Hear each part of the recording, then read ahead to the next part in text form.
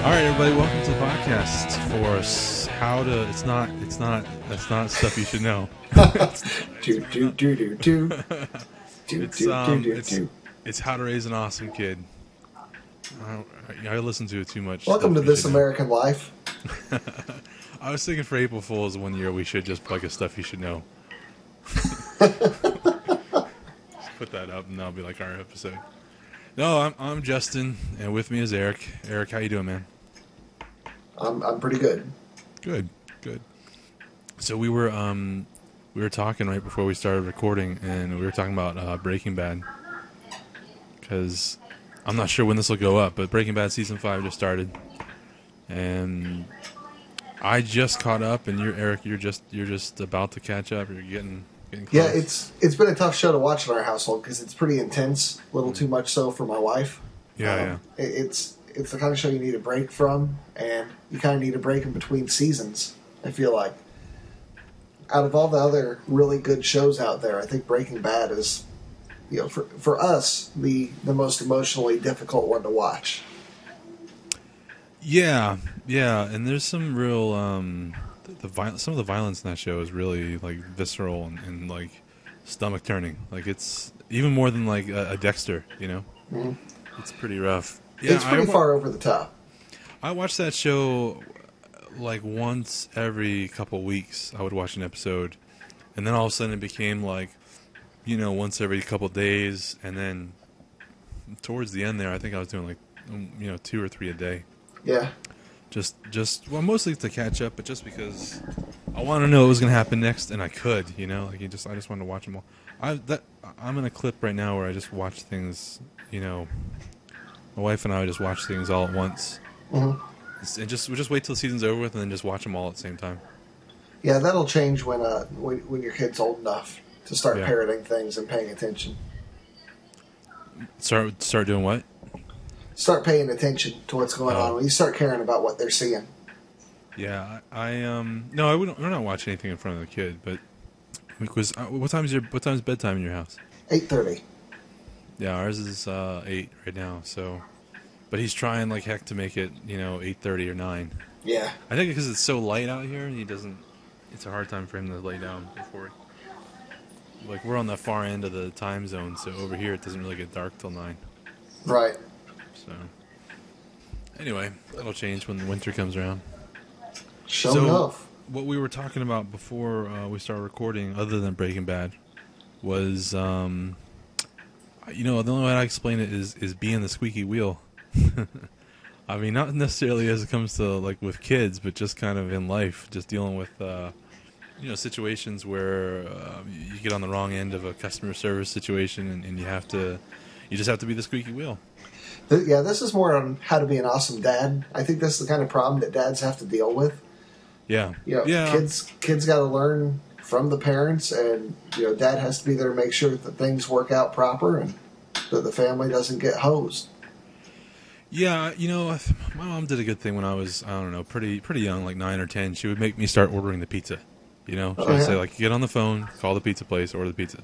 And then it became like, this something isn't right. I forget what it was. It was something wasn't right on this bill. You get on the phone and try to work it out with them.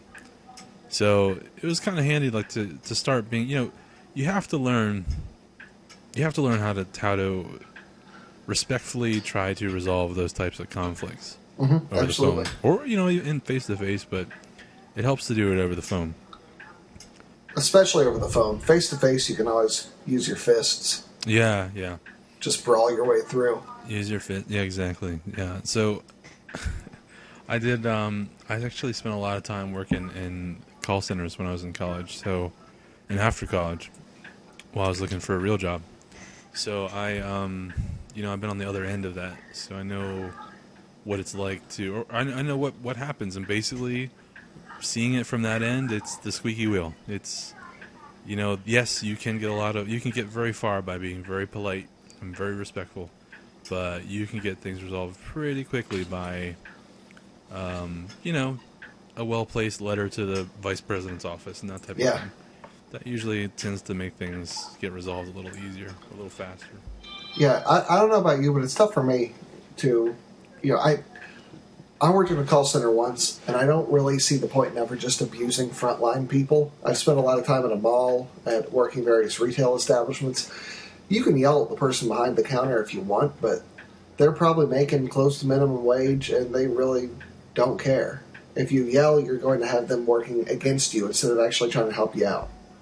You know, a lot of people, I think, this is after doing call center work for, I don't know, 3 or 4 years, but I think a lot of people treat it like therapy almost.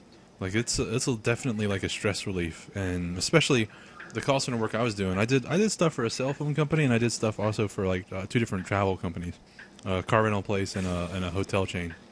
And yeah, you know, people, like, I don't know. It becomes a little bit easier to take it out on somebody when it's happening over the phone, I guess.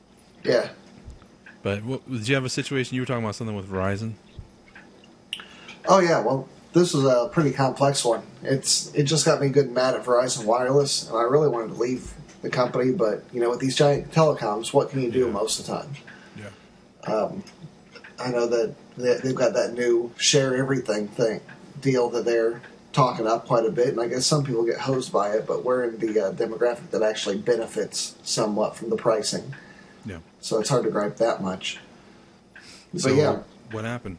All right, so my big problem with Verizon, about a year or so ago, we were working on selling a house, and we now live in Virginia instead of Indiana, where this house is being sold. So we had to do a lot of phone calls to try to get stuff worked out. Turned out that the water company out in Indianapolis was really hosing us because we discovered after we moved that they hadn't billed us for the sewer ever, or the previous owners. And at least during the time that the house was in our ownership, the city council out there had given the water company the ability to get those back bills. And they would say, yeah, you got the bills over 4 years. You're paying 4 years of back bills. So we can give you 4 years to pay it, but the problem is you can't do that when you're selling a house. So we had to come up with that money to pay that off. And anyway, in all that time I spent on the phone going back and forth, I saw that I was getting pretty close to my minute limit with Verizon. You know, we usually kept it like the 450-minute plan as a family because we don't talk on the phone much. Who cares about phones? This is 2012. I mean, Indiana, you guys are from the Midwest. Who talks, right? Yeah, we just eat pizza and get fat. I mean, well, you know, mostly just you get up in the morning and you kind of stare down each other across the breakfast table, and that's it. You go to work. That's kind of the end of the communication for the day, right? You hear the crows. Maybe you'll chat a little bit when you're milking cows and husking corn. But that's about it. There's not a lot of phone conversation. So wait a second. You guys didn't have a landline or anything? No landline. I mean, it's 2012, man. Come on. Yeah. Well, you know, that's the way everybody does it. But you know, there might be some older folks who still do the landline. But yeah, we've always taken the lowest minutes possible just because we don't talk on the phone. And most of the time, I think, you know, my wife talks to her family a bit, but they're all on the same cell phone network. They're all on Verizon, and it's free for Verizon. Yeah.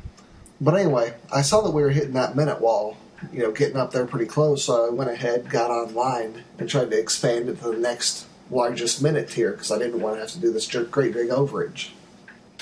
So everything was fine and good until the next month when I got like a $200 Verizon bill. I called and talked to their customer service, and they told me that they had that I had done oh shoot, this is going to be bad when I forget words halfway through, and I always forget this word. Do you have an overage? It was due to an overage and prorated. Prorated. I always forget prorated.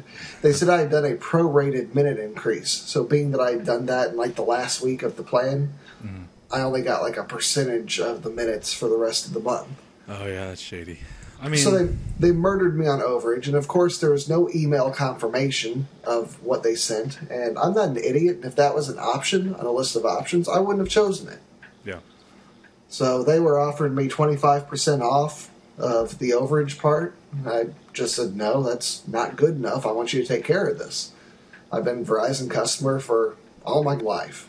What we were talking about, $200 over what? I mean, what was it? We're talking about $130 extra. Wow. Okay. All right. So it was hefty. Yeah, the cell phone company I worked for, it was pretty much any company that I worked for, it's always been like around $50, maybe up to $100 is kind of your discretion. As long as you have Yeah. as long as you can explain it to your boss, giving $50 back to somebody is nothing. So I mean, maybe that's changed since the economy's changed, but yeah, I mean, so that's something. So they weren't willing to give you what they willing to give you 25% of it. So like Well, $30, $40. I can't remember the exact number, but they were willing to give me 25%, Hmm. and so I just kept griping about it. Um, and what they actually did is they sent me over to. They had a manager call me back on a separate line. Very respectful to the people on the front line. It's like, okay, well, if you can't help me, I need to escalate this. Yep. But I'm trying to be a nice guy because I'm a nice guy in general. Well, this manager calls me back and tells me that because I've been such a pain that they're not even going to offer me the 25% anymore. He revokes that deal. Nice. Well, they can't do Um, that. That's one thing you can't take back a deal. I mean, what you yeah, do in that situation is that frontline person you talk to, you say, "Listen, what's your name?" That's always like that's when the call becomes serious because now they actually have to write down what they said to you because you know their name, and you say, "What's their name and what's this ticket number?" And thanks very much. So, because you can always say, "I called this number at this time and spoke to this person," and they can usually, I mean, Verizon has several thousand people working their customer service, but they can usually track it down to, on a certain day at a certain time at a certain number. You talk to this person with his name. They can usually figure out who it was, especially because anybody who handles your account has like their name stamped on it. So yeah. yeah, I mean, what happened was that somebody wrote that down. They wrote down they made that offer to you, so they can't take it back.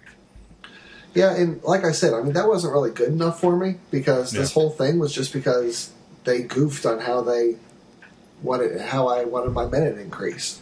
yeah, So, yeah, this guy was a total jerk about it, and I got off the phone and I was kind of in a frothy rage. You know how it gets. yeah. And I think I was playing online, and Consumerist had this article how Verizon was doing some 3-cent rate increase, and that if you wanted to, you could use it as an excuse to get out of your contract. Um, so I called back Verizon and asked to speak to the retention people Mm. and just told them I went out of my contract, I'm done with this. And they ended up giving me the entire chunk off, but they kept kind of treating it like they were doing me some kind of great favor, Yeah, like they were doing something really wonderful for me. yeah. I ended up, I mean, I was so mad afterwards. I ended up just sending a actual letter, a nice typed written letter to their vice president of customer service. Yeah, if you have the patience, that's the way to go.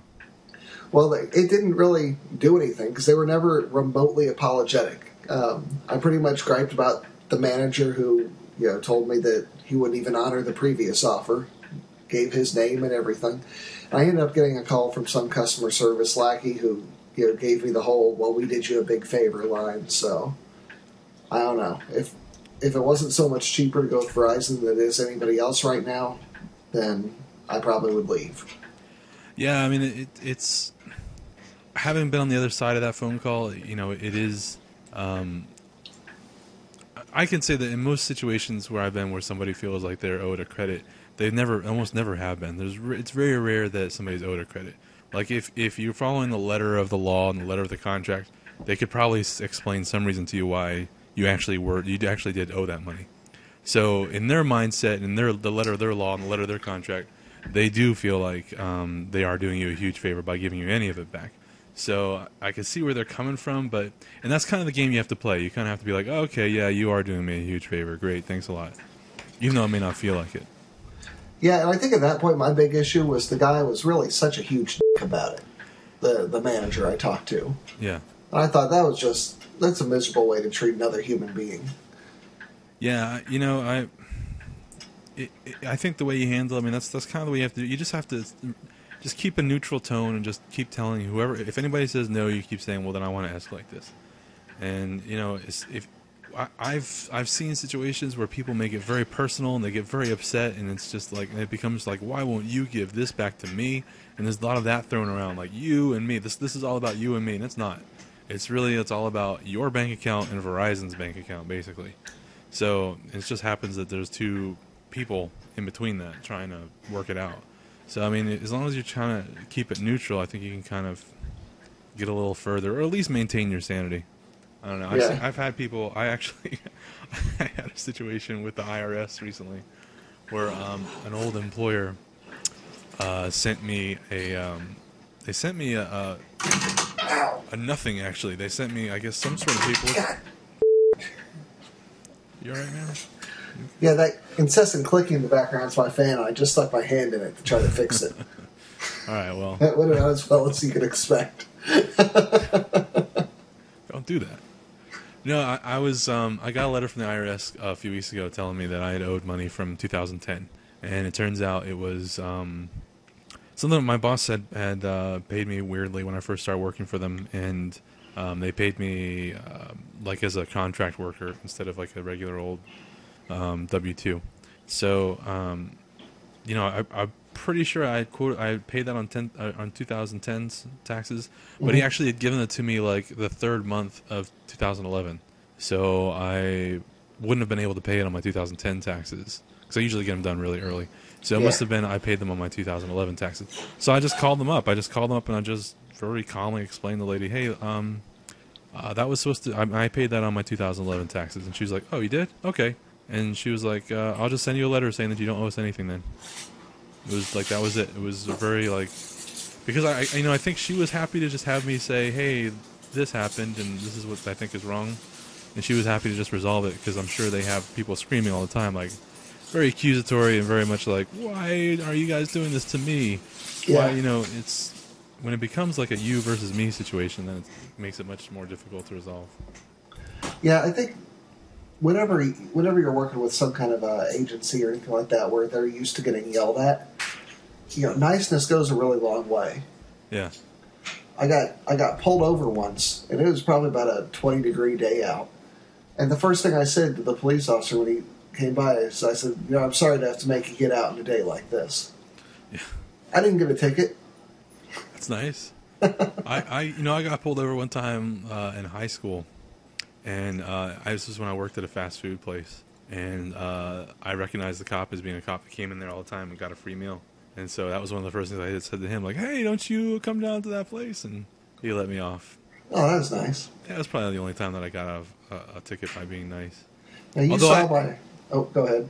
I was going to say, I have learned that if you stress to the officer that it was not your intention to break the law, that can go a long way. I mean, it doesn't always Oh, work, yeah? but yeah, if you say to them that, you don't admit fault, but you say, listen, it wasn't my intention to break the speed limit, then, I don't know. Sometimes that can go a long way. Yeah, well, part of the reason I was so happy that I got out of the ticket that one time is because I was just still in the process of trying to live down the ticket that I had prior. And at this point, we're talking about 2 of the 3 speeding tickets I've ever had in my life. And both of those 2 were earned in my Mini Cooper. Yeah, that'll the happen other, in a minute. yeah, the other one, I earned the hell out of that one. Yeah, what'd you do? Well, I think the thing that I said to my friend in the car right before I got the ticket was, I wonder how fast I can make this go. Yeah. Was that recently, man, or were you? Oh no, that was a couple years back. Yeah, I was going to say that sounds like something maybe a younger man does. It wasn't that far back. Sadly, the Mini Cooper was the first nice car I ever had. My cars previous were like a '79 Buick LeSabre, an '84 Grand Marquis, an old some kind of first run SUV, one of the old ones. Cars that were accustomed to start shaking violently once they hit 55. Yeah. I haven't had a car that was less than 10 years old until I met my wife. Now we have a car that's 9 years old. Well, but yeah, I mean, I know what you're talking about, man. The cars that you have like the Flintstones hole in the floorboard where you can push the car along if you need to. Yeah. Well, I think the very first night that I drove the Mini, I realized, going down the interstate that I was doing 85 with no actual kind of feedback coming from the car. Yeah, it was weird. Those cars, they can zoom.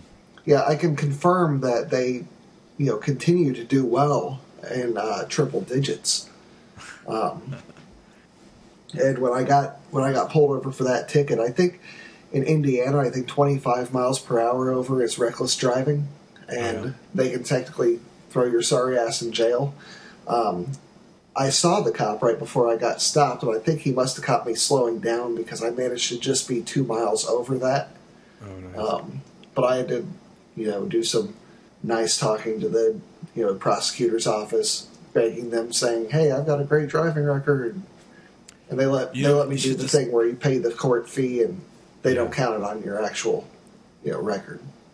Yeah, I think for the minis, you should just drive around with a stack of copies of the Italian Job, and you just hand them out to cops as you They'll get pulled over. understand.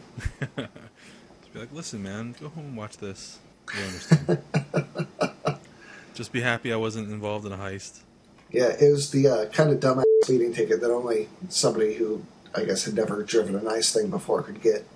Yeah, that happens. But yeah, I mean that's so. What would you say that as far as to me, it's important for all kids, for everybody in their life to have spent some time, maybe 3 months, maybe 6 months, doing something in the service industry. I think I see a lot of kids. I've seen a lot of weird. It's just a weird situation lately where I've noticed people around me who are unemployed, Mm-hmm. who very much treat it as, well, like that line from Dumb and Dumber, like, yeah, well, sure, you could work, but all the companies here want me to work 40 hours a week. Mm-hmm. It's kind of like that's the attitude I'm seeing is, yes, you might have to work 2 or 3 part-time jobs in the service industry, and I think that kids in college or around that age are kind of refusing or not really interested. They just want us to go ahead and skip right to the $50,000 or $60,000 a year job. They're not interested in having to go through that. But I think it's a necessary stage in life where you can kind of appreciate being on the other end of that, so that you don't mistreat a waiter or waitress, or you don't mistreat somebody on the phone. Yeah, I've heard that a lot, but I don't know. In my experience, at least, the problem is more just finding a job, even the low-paying ones right now. Yeah. There's a lot of man children out there who don't want to work beyond their minimum wage aspirations. I mean, I remember I worked at the mall, like I said, and it is kind of soul crushing. I think 40 hours at the mall is far worse than 40 hours in most business environments, because Oh at yeah. least in the business environment you're doing something. Your brain is active. You're not just doing something as mindless as stocking bookshelves. Yeah, I mean, but I look at it like you have to pay your dues. It's Yeah, something like you have to just kind of climb the ladder. And I think it does give you an appreciation for when you get into those situations where you do have to, talk to somebody in yeah, service. yeah. You still got to work. I mean, But especially as a kid. yeah, if you're a kid though, I mean, if your kid doesn't somehow manages to bypass, working in the service industry, what would you do to prepare him for, how to interact with people in that situation, not try to take advantage of it? I mean, I would not tolerate in my household just being a jerk to other people. You got to treat people with respect, and it doesn't Yeah. matter if they're the people who are, cleaning out your Porsche, or Yeah. shining your shoes, Did or you see that thing whatever. a while back with the kids that were picking on the bus driver? Yeah, I saw that. I mean, that type of stuff happened when I was in like middle school. That was pretty normal. That was actually every single day that all the kids on the bus would just scream and yell and say terrible things to the bus driver. Hmm. I mean, that was kind of par for the course back then. I mean, I've got mixed emotions about that. I mean, on one hand, if those were my kids, then it would be the end times for them as soon as I found out about it, because you Yeah, don't do that to people. yeah, But at the same time, I mean, how can you watch a busload of kids when you're afraid of kids? I mean, yeah, I don't want to pull the old grandpa. When I was their age, I respected people. No, I mean, the people the teachers who didn't have any talk back when I was a kid were the ones we were afraid of. I that's mean, a true. lot of them managed to pull that fear of God thing, and occasionally, when there was one of them who was afraid, I mean, kids can smell blood in the water. Yeah. Yeah, I mean, I remember staying pretty neutral about it. And so, in retrospect, it's like, well, I feel pretty bad about that. Maybe I should have stood up and done something about it. But, I mean, at least I wasn't really involved in any of that. I just kind of stood on the sidelines and watched it happen. I don't know. Better I, her than you. yeah. Yeah. But the kids were rough, man. They were really rough on the teachers, too. They were rough, substitute teachers, of course. But I remember in middle Hey, I school, was it a was. substitute teacher. Were you? Yeah. How was that, man? Did you how'd you rule the class? Were you like fear of God type or what? It depended. When I was Did you show up with an acoustic guitar and just you were the kid's best talk friend? about feelings. We had I would sub for this little Christian academy, and the classrooms were small, and generally the kids weren't out to cause trouble. So, this was one of the Christian academies that they actually sent kids that parents wanted their kids to go to, as opposed to one of the ones that the kids who got kicked out of normal school went to. So, they were pretty easy to get along with. When I was doing the public school, the class sizes were a lot bigger, and I didn't put up with too much. I mean, I wasn't a total jerk about it, but I remember there's one class where this one kid wouldn't shut up, so I, sat him in the back of the room next to my desk. Still wouldn't shut up, so I filled out one of those office referral forms and just put it on the desk right in front of him. Just like, make me sign it. Keep on talking. How old was he? That was middle school. Middle school. I remember in high school that it didn't really happen that much. I mean, it happened a little bit, but in middle school is where really, I think what happened was in middle school was like, oh, this is awesome. We can, look, somebody in the class is being terrible to this teacher. Isn't this hilarious? And then by the time high school rolled around, it was like, all right, guys, come on, this is a little bit ridiculous. Yeah, well, at the time I was really too young, I think, to do high school. I mean, they would let me do it, but I think I was just about a year or two out of college. Oh yeah, yeah. No, I think they only let like the girls who are a year or two out of college go back to high school. Oh yeah, that was my memory in high school. There was always like these substitute teachers that were 22, 23. Maybe they're just the ones you remember. Yeah. Well, this was South Carolina. I mean, who knows? I'm not implying anything. I'm going to take care of some business. I just set up the email address for the podcast, and I tested it, and I made sure it's working because it was not working before. So if you guys want to send an email to the podcast, it's podcast@howtoraiseanawesomekid.com. If you want to just send an email to us, you can send it to staff@howtoraiseanawesomekid.com or Eric@howtoraiseanawesomekid.com or Justin@howtoraiseanawesomekid.com. I just set up a bunch of email addresses, is what I'm trying to say, so that maybe, somebody might email us. It'd be nice. That'd be fantastic. I love email. If you want to call the podcast, and it's weird, it's not like you actually are live talking to anybody. It'll send you straight to voicemail. You record a voicemail, and we'll play the voicemail on the podcast, maybe, if it's clean. The number to call is 347-676-0830. Just call us with comments or questions. Well, this one, I think we love the attention, I don't care if it's clean. Yeah, okay. All right, we'll bleep it out, whatever. Yeah. Just call and we'll play it. Who cares? Just don't pitch something, okay? We're not going to buy anything. No buzz marketing. So again, 347-676-0830. Eric, man, thanks for talking. Oh, you're most welcome.